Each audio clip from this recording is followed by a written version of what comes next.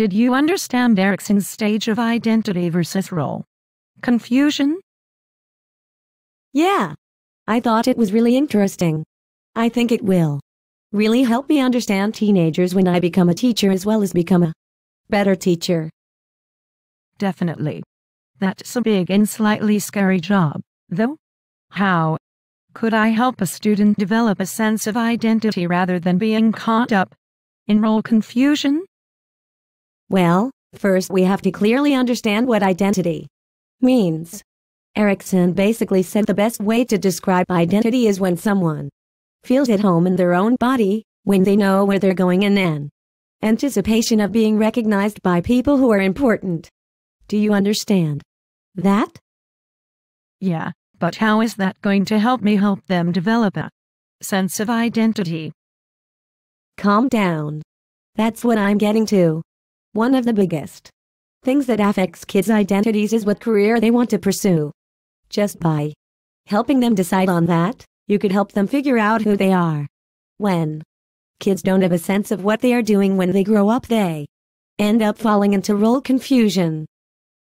So just by talking to, listening to, and helping a kid decide what career path they want to choose, I can help them to shape their identity.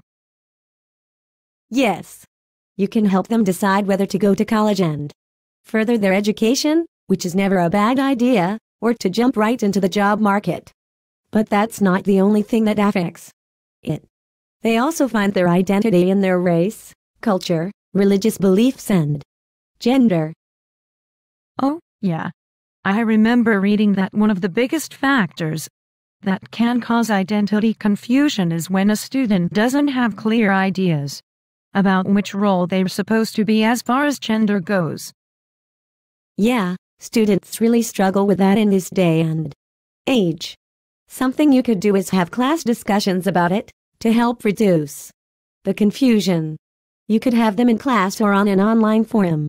If you do an online discussion, students who normally wouldn't speak up in class might feel more confident in sharing their opinions, views, and beliefs. That's a great idea. I think it would definitely help students to see what their role is. Another important thing to remember is that all students are different. You shouldn't discourage or ignore a student's ideas because they're different. I read that negative feedback outweighs positive feedback. So make sure when a student expresses their individuality you don't discourage it. And try not to let their peers discourage it in your classroom. I'll definitely have to remember that. Something else I thought was interesting and made me feel like, as a teacher, I can make a difference is that if students don't necessarily get recognized by their peers, I can try to encourage them socially. Like, I can help them get involved socially with other students by either assigning partners to each other for projects or just by talking to them after class. Definitely. I have to go. My class starts in 3 minutes, but I'm glad we got to talk about this. It was great. Me, too. I understand that stage a lot more now. Thanks.